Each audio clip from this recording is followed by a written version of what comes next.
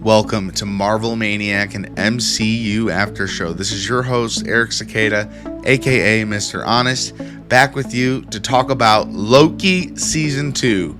So I've decided, in the, spirit of this podcast of randomness and jumping all over the place, I think that might be our strategy going forward. Talking about what I'm really excited at the time about, and talking about what ties into the greater MCU, where we're at right now. Talking about an amazing show that its first season rocked my world, as well as its second season. However, I wasn't posting episodes when that came out. And if I'm ever not doing that, it's because I want the episodes to be good. And I have a lot of ups and downs. I have acute bipolar. I don't think it's acute. I'm bipolar, which has bad stigma. But I found for me it's just a lot of ups and downs. And I like to keep you guys in the loop. Like, oh, is he gonna leave us again? My goal is to never leave this podcast. You can see me not post for 6 months, and I'll assume I'll be back, or I'll post an end episode, or close the series on my page that says a finished podcast. It's not a finished podcast, and I believe most of my listeners are to come. But I know a lot of you are out there. You're quiet and you're listening. I got the numbers. I got the stats. So it means the world that you're here to listen to my thoughts on probably both of our favorite things, at least Marvel in general. I have a shirt that says "More Than a Fan," and every letter is like a different Avenger. I cannot tell two of them. I'm like, one maybe Hawkeye.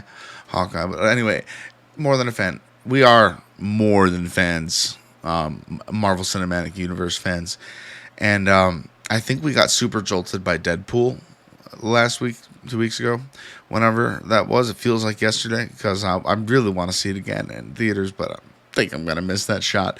It was a ride. It was everything the MCU and MCU movies should be. It was like a buddy road trip across the multiverse and into a familiar place. Spoilers for Loki season 1. If you haven't seen that, why are you listening to this? Spoilers for Loki season 1, but they go to the Void. And it just makes me think the Void is eerily similar to this place I hear all these commentary YouTubers refer to as Battle World.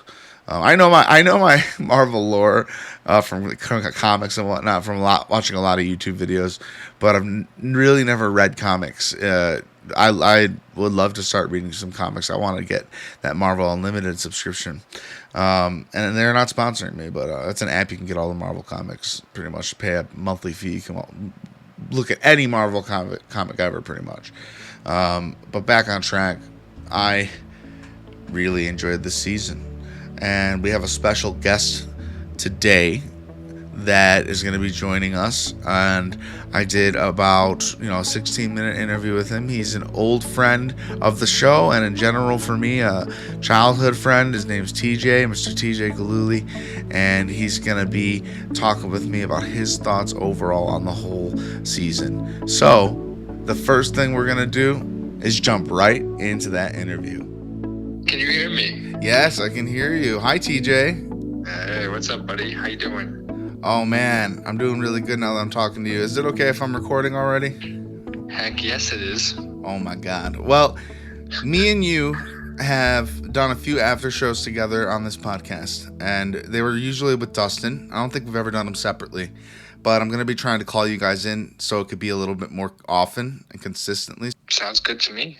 Yeah, and we did series discussions. We do have episodes for WandaVision. We have episode after show for Falcon and the Winter Soldier, What If, and we missed Loki. And then we forgot we didn't do Loki like after show. But we're here now. It's almost a year later, and I have a shirt. I have a shirt of what Loki does at the end of the episode. Spoiler alert for all of Loki. The show done good. This show done good in these trying Marvel times. Just give me your general thoughts on it overall. Spoilers, Sure. welcome. It was basically everything I dreamed of and more from a Marvel show. I feel like it's the gold standard. It's like what all the other shows have to live in the shadow of. For real. I'm not sure if we're talking specifically season 2 or season 1. We can talk about the whole series as a whole. Sure. Because it kind of connects. You know what I mean? It really actually does connect. Yeah, no, I mean, for me, the cast is probably my favorite thing. Got Tom Hiddleston, Owen Wilson, Jonathan Majors, So epic. Kwan. I'm probably not saying that right. Are we talking about Obi? Yes. I didn't look up the actor's name yet, but usually if it's too hard for me, I'll just call them the character name. It's probably better. OB is even easier anyway. Instant classic character right there, OB. I wish he was in season 1 in some way, but what a nice surprise. Definitely. But yeah, speaking of, kind of contrasting the two seasons, I feel like season 1 was a little bit stronger in my opinion. Yeah, I can see that. I feel like the ending was just both season finales were epic. They sent shivers down my spine. I was like, wow. But absolutely. First season finale was amazing. It was mind blowing. Glorious Purpose. I thought that's it's my Wi-Fi name still. That's amazing. Glorious Purpose. I love that. Season 1. You're talking season 1 finale, right? Yes. And that was great. Season 2 was also great. I loved it. I love the time paradoxes and all of that stuff. Yeah. I do feel like it was a little bit, you can tell it was kind of choppy with the Jonathan Majors stuff. It seems yeah. Do you know what I mean? I feel like it left a weird taste even while watching it. Yes. So it's I kind of felt like they had a different vision and they kind of had to adapt with that situation. So I still loved it. But I do think season 1 was a little bit stronger. But my favorite Marvel shows, easily. I can't argue, even though I might not agree because I don't even know which season I like more. I'd have to go with 1 at this point just because I've been through it more. I'm rewatching season 2 right now. I remember it very well, and then I thought I remembered it very well, and I'm on episode 3, and there's a lot of little things that I missed and whatnot, and it's good to rewatch, but you remember the ending 2 or 3 episodes because they all connect, and what they do there with the multiverse falling apart, it's kind of amazing. And in my opinion, by the end of the series that we have so far, Loki has transcended into a Kang himself. He has God, literally, he is a god, but he's a god entity that actually bested the best Kang, if you think about it. So he's omniscient now. He's everywhere. Exactly. The he's giant sacrifice. Yeah, giant sacrifice he made was so that Kang can't come back, or if he does, it won't be how he thinks. So I don't know. I really like how they where they brought him in the end, and I can't stop thinking about that. Miss Minutes is really creepy this season too. Oh my God, terrifying! With that, she puts those people in the box. That is the most terrifying, bone-chilling thing that Marvel's ever done, in my opinion. I felt claustrophobic the first time they showed the box with Hunter X5, I think his name. I had to write his name down. I didn't like him as much as the first time around, but I guess I did. The guy who goes back to being a movie star. Right. First 2 episodes did a lot off screen, between the episodes. How so? Okay, so at the end of episode 1, the lady who's in charge of the TVA, apparently this season, we haven't seen her up to this season. She's really skinny, you know what I'm talking about, the general lady. Who, right. Yes. She was bringing a ton of people to destroy the timelines, and X5 was with her, I think when she was doing it, and then the episode opens with him having escaped to the sacred timeline, and he actually they have to interrogate him to find out where Sylvie is, and then they find out that they're bombing the timelines, and this is something that kind of bothered me. I don't this is one of the things that bothered me, but it can be written off as they were bombing the timeline, and Hunter B15 and everyone watching that happen, they're like, those are people, they're dying, and they bring back like what's left of like the sacred timeline. Well, it's like, I know those are a lot of people gone, I know that sucks, but haven't you guys been doing this already for like thousands of years? Like, Right. that general lady actually helped the situation, because if she didn't, the loom would have exploded way sooner than anyone expected. And Interesting. I didn't think about that. Yeah. it's just right now I'm thinking about that. And okay, what is your least favorite aspect of the season? That sounds horrible. What a bad question. Do you have a least favorite thing you can think of? I mean, like I was saying with the season 2, like it seemed like there were a lot of like post edits, like with I don't know, with the ending and With Majors? Jonathan Majors. Yeah, it seemed like some scenes were just like kind of copied and pasted or whatever in areas, so it felt a little bit weird. Yeah. But overall, I mean, it was such a strong performance, and the writing was so great. I really have trouble thinking of anything else to nitpick. Well, yeah, we're looking at it from the outside. I mean, obviously you haven't probably watched it in a while, because it was even hard for me to get to it, because I decided to do this. I don't know why I felt like I needed to do Loki this week. I think because it reminds me of Deadpool and Wolverine a lot. Right. And Definitely. I can totally buy how they're in the same world. I can totally buy where in the TVA, like, this is a different division, whatnot. I don't want to spoil anything. If you haven't seen it yet and you're listening to this, I'm honored. But I'd say put this down and go watch Deadpool and Wolverine, which we could also talk all day about. But I've heard rumors in the mill about a potential season 3 of Loki. What would you say to that? And what would that be like? What would they do? Yeah, I fully expect there will be. I feel like, it could be. It's good enough to be a series finale, but I feel like it is leading to something bigger. Like whatever he's got going on with Ygritte, whatever it's called, the World Tree. It's going to run into problems, and it's going to lead into the next chapter of whatever they're doing. And I think it's going to be a great springboard for them to be like, whatever happens in season 3 of Loki, similar to other seasons, how they correspond. I don't know. I think it'll be a great jumping off point for whatever they see doing next. Even though it's in season 3, even though it's a show, it just the whole vibe and excitement I get out of this show, it reminds me of the first Iron Man and Iron Man 2, where Loki kind of sits as a hero, like someone so unlikable and full of themselves, turned selfless, but not. It reminds me a little bit the parallels. And Loki becomes so important by the end of the show, making the self-sacrifice to keep the multiverse growing instead of limited. But they still run into problems, as we see in Deadpool and Wolverine. Do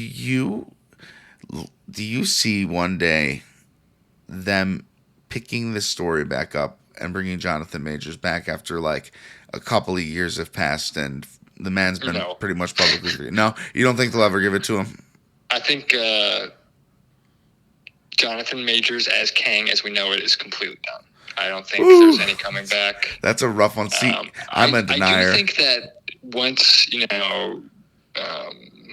Secret Wars happens, and if there's eventually like a reset, I think that recast. Recast. In like 5-10 years, we can do Kang again. We can try. You know what I mean? It's like it's a lot of untapped potential there. I got so sold on the story. Bring him back. I was so probably sold. Not as Majors. Do you have anything else about Loki season 2, off the top of your head, like that amazed you, that you liked how it ended, how it didn't like how it ended? Like, no, I don't know. I thought like they did a great job of continuing like the interesting paradoxes of season 1. How like Loki would see himself like walk through a door, and then you'd see that in a different episode. Love that. They kind of continued that with like the TVA handbook. How like it kind of seemingly came out of thin air, like no one actually wrote it. Like That's another thing. So cool, such a mind-bending concept, and those are the things that I'm all here for. It was just sitting on everyone's desk and nobody knew how important it was. I think Loki, if you look at it in the long run, is the one that defeated Kang. And it was in a deeper, more meaningful way on a show with a lot of great dialogue. Right. And at the end of this show, Loki, he defeats not only Kang, he defeats He Who Remains, the ultimate Kang. The ultimate Kang wanted it to fail. So Right. just another one of him could do the same exact thing. He didn't foresee Loki taking hundreds of years to learn everything he could about the loom and how to fix it and learning all the buttons. And when they do that time jump and then he like kind of talks about what does he do? Mobius says something and he picks up the sentence and he's like, yeah, like, he's been doing this for so long. That was the redemption for me, I think. I forgot where I started that sentence, to be real with you, TJ. But, Kang didn't expect him to, I mean, he was, like, outsmarted by, like, just timing him. He just underestimated him. And then the sacrifice that he made, I don't think that he thought it was within Loki's capability to make such a sacrifice. So True. It's so cool that it was not like a CGI battle to defeat him, but it was like he just outsmarted him through patience and yes. Sacrifice. Yes. I love that so much, though, dude. Like, that makes me love this show. Like, I loved when he went back in time to the fight with Sylvie, and you keep hearing, "See you soon. See you soon.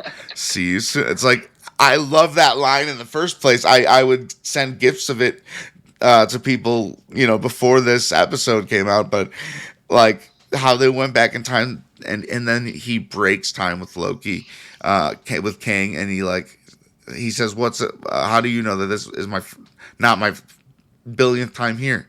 And then Kang and Loki start talking like geniuses, you know what I mean? Like Kang starts to pick up on like next level. Yeah, they're like, Kang knows now, and Loki knows what Kang knows pretty much, and that's how he defeats Kang. It's kind of funny. You get to see his reaction to all that too. So I in my mind, if they can do a couple swift rewrites, maybe a decimation of the Council of Kanes by Doctor Doom, but give or take, we can imagine that they disband. That would be cool. I would love to see that. You know what? That's really interesting. They kind of just fell on the wayside, didn't it? They didn't really address that. That frickin' end credit scene that happened like Right. 2 weeks before the controversy. Right. If they knew, they probably would have taken it out of the movie. With Ramatut and all those guys. What are they doing? What's going on? They all died to the TVA because Loki can just pick them out on the timeline now where he is. What I imagine Loki doing is, instead of leaving his space at the center of the multiverse, he's kind of like a vulnerable. I think he's going to be attacked once they learn where the TVA is, whoever Doctor Doom is working with. And Loki can kind of project himself into the multiverse, is my prediction. Like, he can project himself, duplicate. Like, I think he can send a duplicate down into one of the timelines, maybe to form the Avengers or whoever. He could be like a different form of Watcher. In a way, yeah. What does the Watcher think about? We know from the end of What If Season 2, which just got canceled, which breaks my heart, that the Walker brought Captain Carter, to the tree that Loki has made. So, like, it is canon. And you know what? I'm here for it. And this is me interviewing myself. But I like nerding out with you, Teach. Like, I love it. It's my favorite thing. Like, you and Dustin, when we're nerding out like this over, like, I feel like you're one of the few people I can get on that level with. Yeah, for sure. No, I'm a listener to the show as well, and it feels like you're talking right to me. And I feel like you're definitely in the head of every Marvel Maniac and just like saying what we're thinking. So. That's the sweetest thing ever. I love you. You're amazing. Love you too, buddy. It's always great to be on. Now, do you know any accents? Can you do I testify this is one of the greatest podcasts I've ever heard in my life? And it'll sound like we have more people like you. I don't do accents. Okay, that's okay. I shouldn't be. All right, Teach. Well, it's been awesome. I didn't think I was going to have to edit this, but thanks to me, This will be a little bit of an editing job, which is fun still. Thank you so much for coming and being Of course, on. man. It's really a joy. On off, like, call me anytime. Dude, I'm not gonna lie. I'm gonna be calling in for your opinion on some stuff. Do it, buddy. Do it. All right, I'm dude. here for it. Oh man, that means the world. I'll talk to you soon. You can call me anytime. Sounds good, buddy. Enjoy your night, and I will talk to you soon. Talk to you soon, hombre. Is that a cool thing to say? We love TJ. What a great guest. I always love talking to TJ about Marvel. And secretly, we have a pact after seeing Deadpool and Wolverine together. We might be making it a bit of a tradition to be going and seeing these Marvel movies as they play out over the next few years. I moved a little bit further away from TJ, and to see him is awesome. And in a dystopian kind of, if you look at it on the outside, it's really funny that you drive to see me to go in a room where we both stare at a screen instead of looking at each other. But I don't know if you guys know or have friends. I totally have friends. TJ is proof. That's why I brought him on. We laugh through the movie, we experience it, we whisper a little thing or two throughout because we're on that journey together, and that's an unspoken journey. When you can have unspoken journeys with people and friends, that's like an experience. That's what I love about the movies in general. Shared experience. And when I get a crowd like on an opening night for a Marvel movie, and you get some clappers, and then it becomes some more, and then by the big scenes we got the audience cheering. That is my favorite. I love going to movies and cheering with people. Endgame, I don't think anything will be bigger than Endgame. Like Thor's and Infinity War, Thor's rival, huge reaction. But the theater I was in Endgame, dude, they flipped. It was amazing. We were at a freaking major. We were at like the World Series, basically. So yeah, but TJ, we talked about so much of the show, Loki. I'm gonna talk a little bit more and get a little bit more into the timelines with you guys. So yeah, I did rewatch the whole series, beginning to end, and I did saying that I recently had watched. Not recently, it was almost a year ago now. I watched Loki season 2 as it came out week to week. So I had not watched Glorious Purpose to Glorious Purpose. A kind of hint to me that there might not be a season 3. Like I said with TJ, is there season 3 potential? You hear a thing or two, you see a post, you don't know if it's real. Take it with a grain of salt. I don't know how they pull that off, but I would also say if you give me a description of this season and like what goes on with all the time travel and Loki becoming a vessel that moves throughout his own time, so he could time travel in a way like through his life and places he's been. It's very unique, time jumping. Great element to introduce, and it makes you wonder if that was Kang's plan as well all along. For Loki to actually figure this out and become what he is. And I don't think Kang actually believed in Loki like that. I think one of my favorite scenes and sequences in the whole episode, maybe the whole series, is when Loki, he realizes that he can't fix the loom. And he's asking Ouroboros and Victor Timely, Victor Timely's so good, so funny. I'm not in any agreement of what Jonathan Majors was accused of doing, but I've only heard it was accusational, and there's not much left to that. So TJ said he don't think we'll see him again. He may very well be right. He might be used as an example, because it's a privilege to be in these movies. The true ones and the real ones know these are good movies. Robert Downey Jr. won a freaking Oscar, and he wants to come back to the MCU afterwards because he likes complex characters and he loves the Marvel movies. They're not just amusement park theme rides. They're deep characters. Martin Scorsese, have you watched Infinity War? Come on. Martin Scorsese is the only guy he stepped out of the shadows to say like one little thing about Marvel. He's like, oh, those are amusement park ride movies. And in a way, what he means is like the movies are like action and adventure and a lot of visual, and sometimes the story isn't taken ahead of like the sequence. But I like to think the best of the MCU, the best of Marvel, comes from its developing of characters. Like Iron Man earned that moment to save the universe, and it wouldn't be as impactful if we didn't see his journey starting out in that cave with a box of frickin' scraps. We needed to see how he got there and go from basically one character to a new one, and make gradual change and progression and controversy within and mistakes and getting in the head of the character of Tony Stark.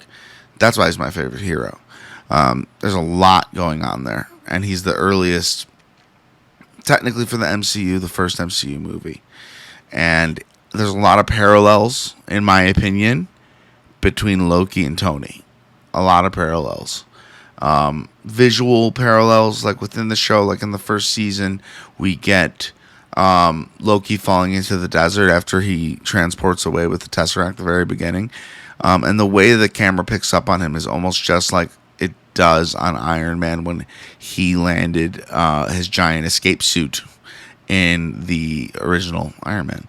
So Loki is really special to me because they did something I didn't think they could. And what they wound up doing was they took a character straight out of Avengers, the first one, where Loki's basically killing innocent people with an army behind his back. We drag him into another world, and he takes this redemption arc to he not even like it's second nature to him what he does to almost out this whole series, and it's such a gradual change from him in Avengers to him where we leave him. What a difference and a character transformation that we get to witness before our very own eyes. And we see Loki make friends, and we see Loki making really complex decisions, and we see Loki take accountability and acceptance when he's finally told, "You're the villain," by X5, and I really felt for Loki there. By the end of the series, I loved Loki because what he did was he saved more than he took.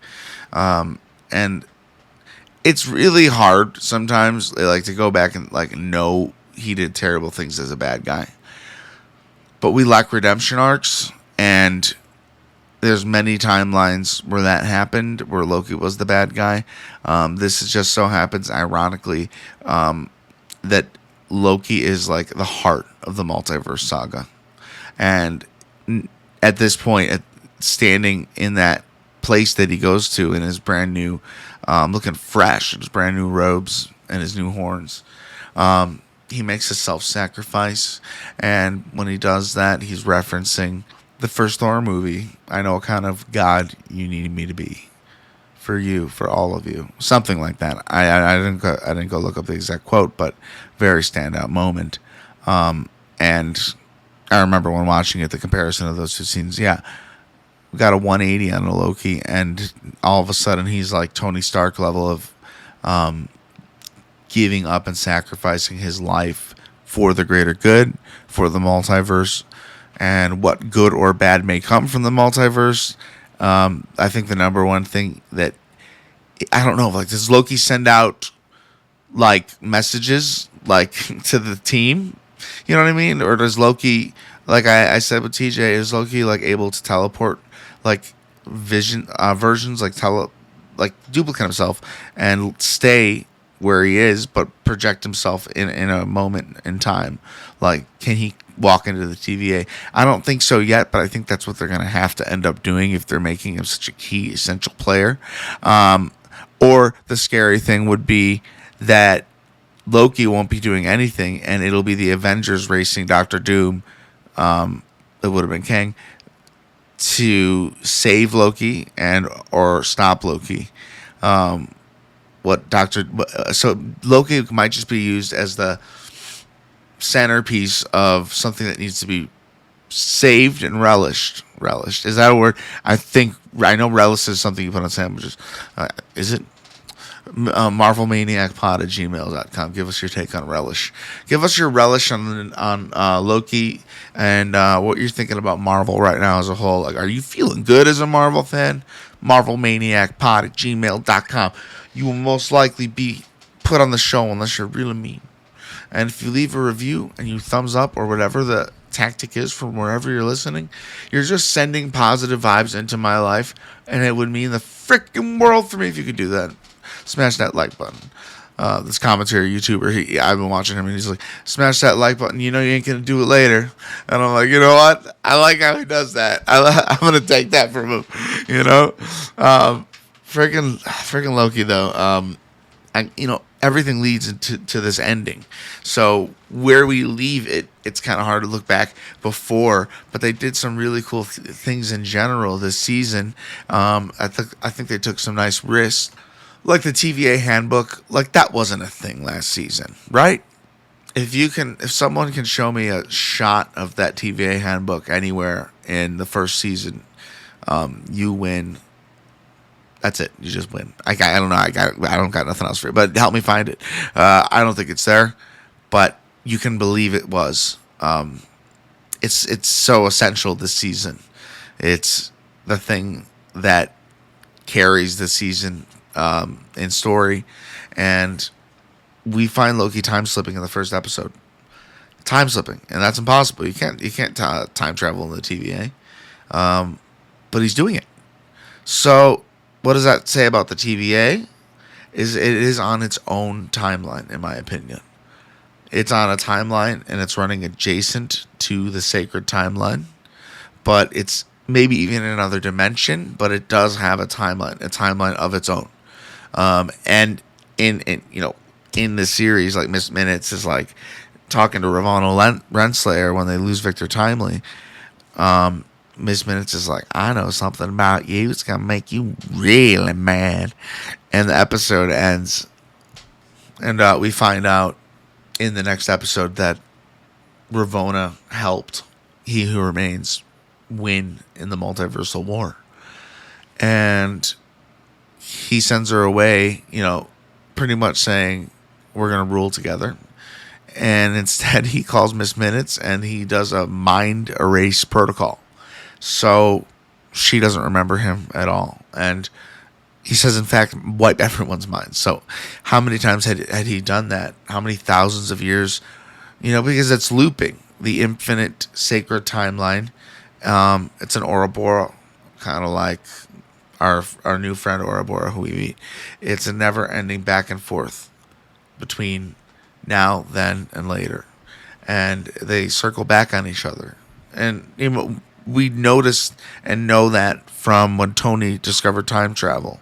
Iron Man was the first in the series to do that. Another cool reason for him to become a bad guy. So Loki, in my mind, is going to be the greater good of this saga, and Iron Man's going to be the greater bad. And the parallels between the first Avengers movie and that, we need to have these two have a conversation, like, we have a Hulk conversation, because how iconic and how crazy would that be to have good guy Loki smack talking bad guy Tony. I love that. I want it. I can't wait for it. I'm all about the Avengers Doomsday. I believe in Kevin Feige. I hope Agatha all along will be good. We're talking general MCU stuff right now. In general, like, don't you just love the character of Sylvie? I think she's such a complex character that they introduced in this show, and I want to see more from her. Personally, I think, like, even a spin-off show with her I would watch that. I mean, but is it a place that they really need to go? Maybe.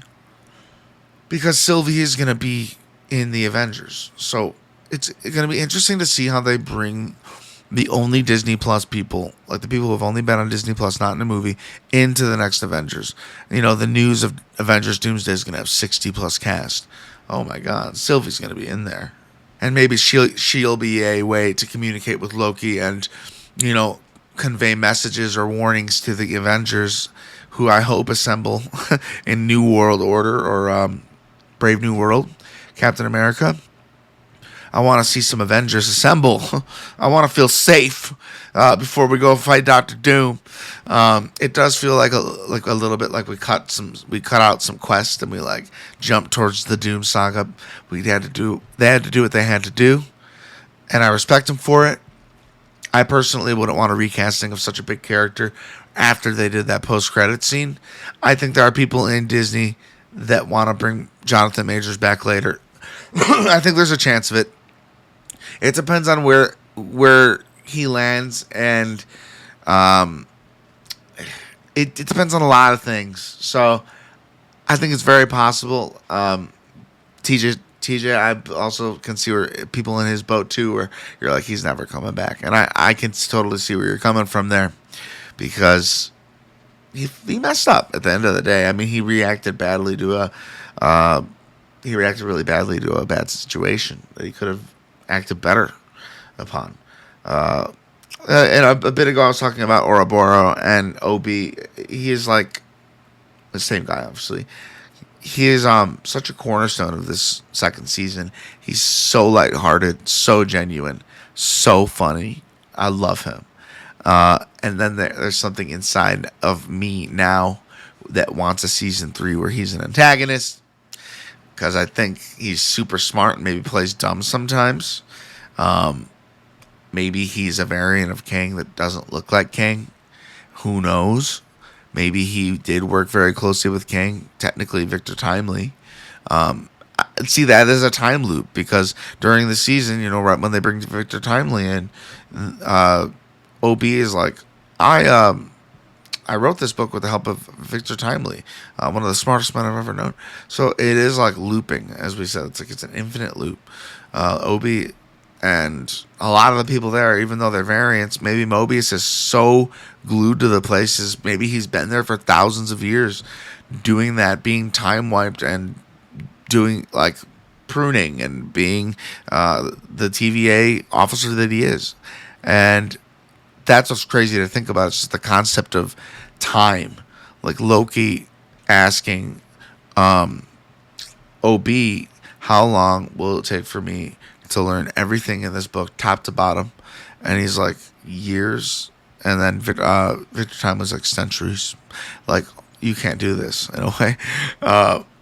Centuries later. It reminded me of the 5 years later moment we got in Avengers Endgame. And yeah, centuries later. So Loki has been doing this forever. One thing, I'm jumping a little bit ahead, but I mean, we're all over the place anyway. If Loki could walk out and not be affected by the radiation, why did he spend however many years or decades trying to get Victor Timely to be the one to do it? Did he think that's just what the proper flow of time should have been? The Victor Timely way? Did he not know that he wouldn't be affected by it? Because at the end of this, he just walks out there. He doesn't even need the suit. So he could have done. It's not like he couldn't have. I think it took him a long time to realize he had to destroy the loom and center his powers. And where I think the idea of it's so out of nowhere. How does Loki know he has this power? It's because throughout the series, we meet other Lokis, we meet other variants, and Loki slowly realizes what Loki is capable of. And he doesn't want to be the villain who always loses. He wants to be someone who protects the winners. Sacrifice play, man. Sacrifice play. Best moment of the series is him walking out, his clothes being torn apart, and his new Loki God of Stories robe forms around him. After all that, him talking to Kang, and when he goes back after he realizes he can't fix the loom, he goes back and talks to Kang. And that moment where Kang thinks he has the upper hand, and he's like, you can come back to me in a couple hundred more years. He flicks Sylvie back into the picture, and he doesn't realize that Loki has mastered pausing time, so he pauses time, and kind of shows up. He who remains. I love this because in the end, we can really portrait this whole situation as Loki covered it. Loki's sacrifice destroyed the council. Loki saved the multiverse from Kang. And he didn't do it with like TJ said, with the CGI fight. He did it with his brain. And he made a sacrifice to do so. So there's new rules at play. And they can use that, in my opinion, the MCU can use that as a reason to diminish the idea of Kang until you want to recast him when you reboot. And I hope a reboot isn't too crazy because, I love the foundation we're on here of the MCU. If we do a reboot, everything that happened, like, will anyone know the story of the first Avengers in the Battle of New York? But I could see them wanting to move away from that after 13 years and kind of having a new foundation. I can see that. I believe the Russo brothers will do it justice. I really do. The Russos will know how to utilize and use Loki. And I think Loki will have a huge part to play. I think Loki will be the only mandatory Disney Plus viewing, absolutely mandatory Disney Plus viewing for the movies. You could watch the Marvels, and that's how you meet Kamala Khan. And I'll be honest, it wouldn't be that crazy of a situation just meeting her there in that time. But watching the show, more characterization makes you a little more excited to go watch the Marvels because you know her family, you know her as a character. You've met Monica Rambeau, so there's payoff for the Disney Plus people who watch WandaVision and Miss Marvel. They are the type of shows that add to your experience. However, you can watch Doctor Strange in the Multiverse of Madness and not have watched WandaVision, and it would hold up. The story would hold up.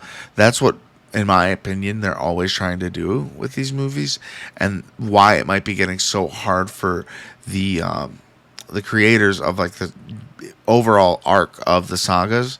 It might be a little bit hard to remember all the rules they put in place or what they can or can't do. There's a lot at stake, which is why they slowed down things at Marvel. I really like how Loki gets a lot of different powerful abilities in the series. And we see in the second episode when we finally get Sylvie back, one of the only few. We got some good action mid-series of the show, but like one of the few action sequences is when Loki and Sylvie go to the facility to stop the bombing of the timeline, and they hold hands and do this like puff and green smoke magical ability to like half the guards. It's clear that Loki doesn't know he could do that without Sylvie, but I think what Loki learned throughout the series is it's even said by Sylvie when they're facing down Goliath. I think we're a lot stronger than we thought we were. And it gives Loki the idea, probably over the hundreds of years he's trying to figure this out, that he can use his magic and his power as a god to fix this. And yeah, it didn't. I think it dawned on him. It dawned on him when he was talking to He Who Remains, and pretty much He Who Remains laughing at him and saying, You can't do this. You think I'm gonna just let you win?" And then Loki beats him. It's so good that we can finish the Kang storyline very easily, and just hope later we'll get a better story for that. We need build up to Doctor Doom, so we gotta just cross our fingers that we don't get a rush story. That's the last thing anyone wants. The main story we follow in season 2 with Loki and Mobius and, where they're going, what they're accomplishing, it's cool and it intertwines with Renslayer / Miss Minutes. Their team up is evil. Like, let's be real. I think they made a very conscious decision to make Miss Minutes the creepiest aspect. I can't wear her as my Fortnite back bling. It comes with the Loki set because I'm like, why would Loki carry Miss Minutes? She's evil. But at one point you can write your own little story. It's like, well, he fixed her. Something like that. Miss Minutes in the Chicago Fair episode. I'm from the south side of Chicago. Represent. Love that they did that. That was a really fun episode, and with the opening theme music in that episode, it was all old timey. And the Marvel song at the beginning of all the Marvel projects. Sorry, I'm not gonna do it. I'm not gonna do it.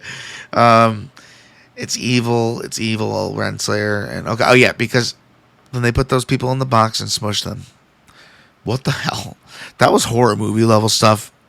I mean, that's terrifying. That's the maybe most brutal death I've seen on TV.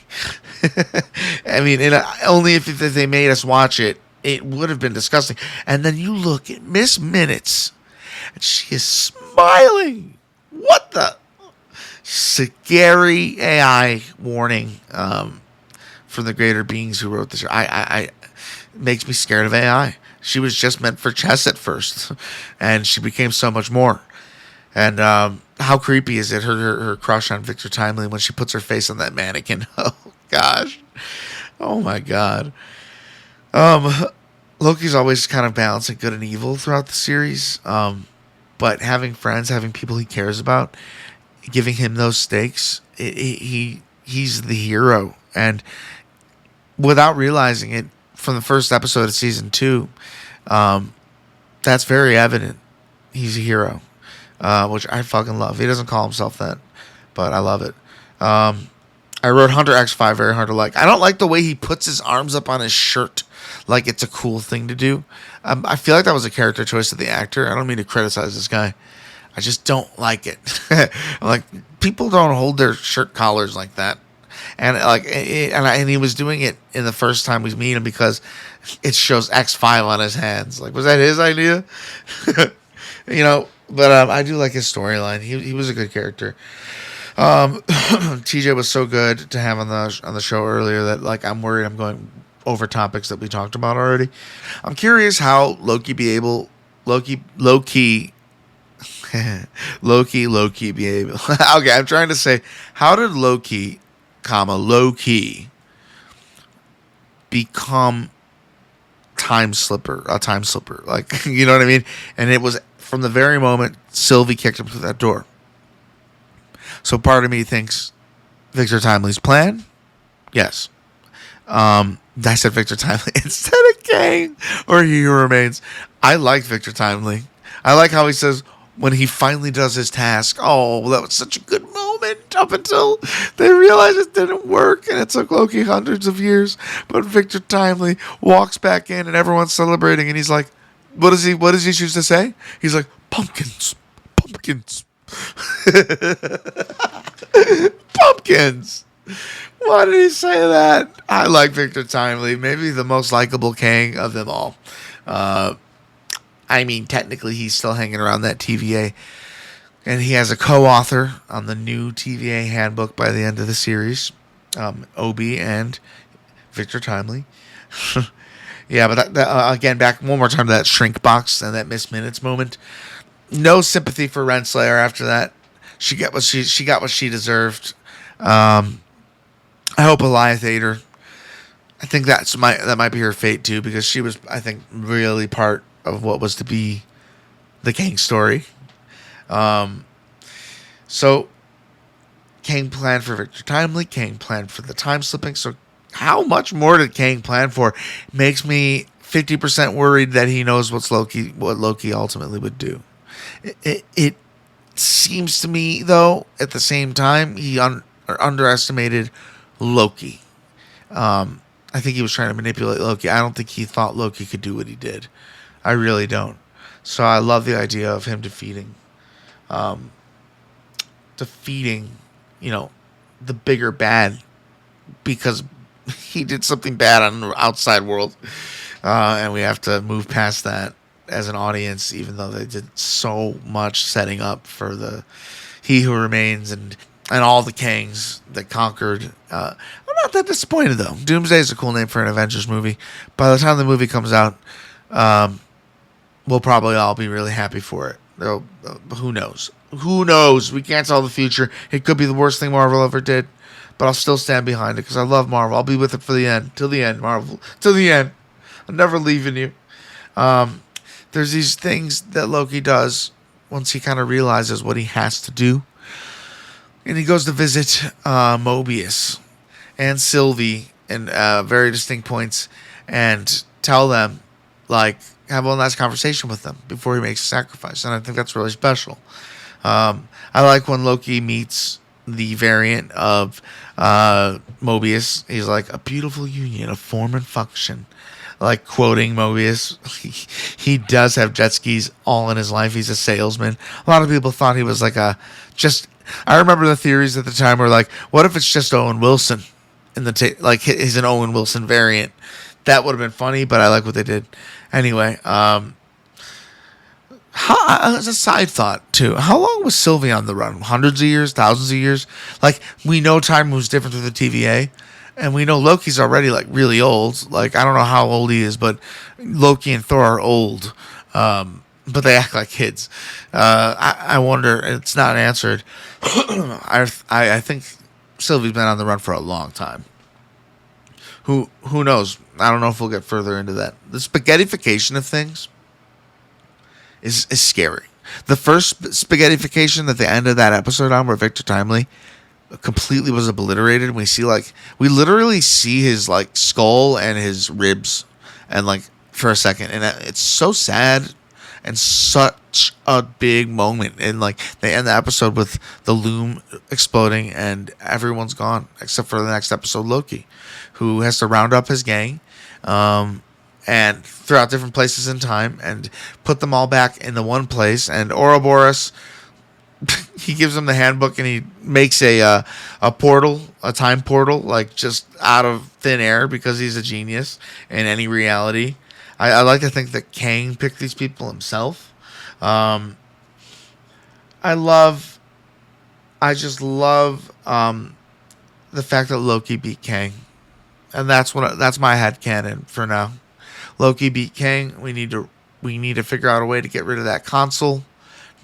But they already said at the end of this series, an adjacent realm, and 616's adjacent realm took care of the Kang. That was our Kang from Ant-Man.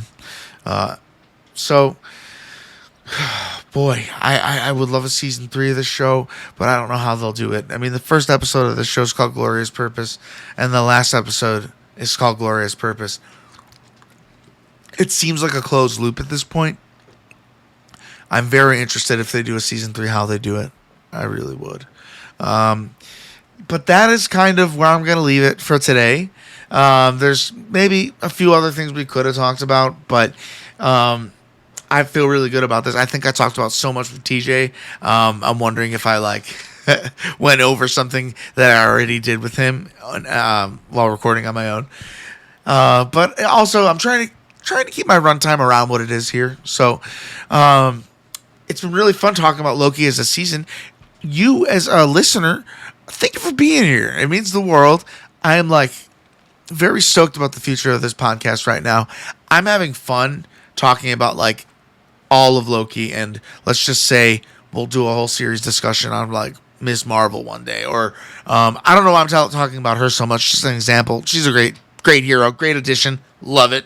But we're gonna be rounding up the Spider-Man trilogy next week, I believe, and I have another special guest planned, and I think my show needs to find form, and I love your positive feedback. MarvelManiacPod@gmail.com. You got something to say about anything Marvel related? Multiverse Saga, Loki, Deadpool. I'd love to hear from you. So MarvelManiacPod@gmail.com. I say it a lot because I want your thoughts, and you're very valued as a human who listens to my podcast. Thank you so much for listening. You are my hero.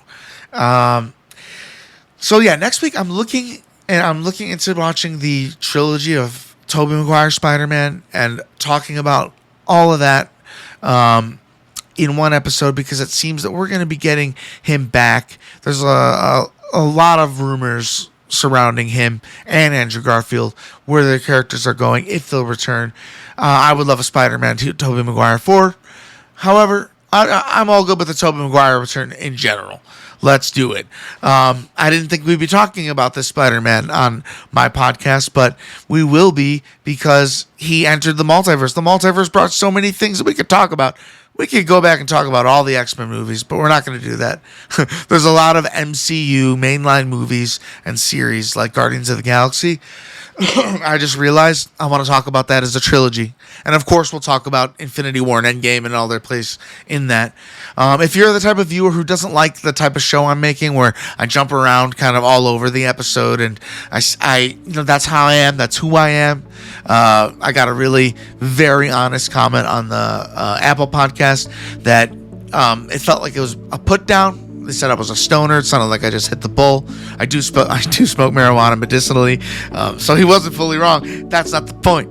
I just love riffing on Marvel, and every problem that I have can go to wayside when I'm doing this. And I'm sitting here at the end of an episode, knowing that it's going to reach your ears, the very few of you at least. And we can only always pray that this will grow to be a bigger thing. But if not, I'm doing it because I love it. And I wanna rant about it. I want to get my feelings out about it. And I think Loki season 2 is a great place to go back to and revisit because it's so relevant in terms of Deadpool and Wolverine, and in my opinion, the future of the multiverse saga. It's not the last we'll see of them. It's not the last we'll see of Loki. Loki went on a redemption arc from being Marvel's greatest villain to being nearly debatably his Marvel's greatest hero. Up there with Tony Stark with the snap. My voice is getting raspy because I'm not used to ranting like this. I'm having so much fun talking to you. I've had a thrill having you here today.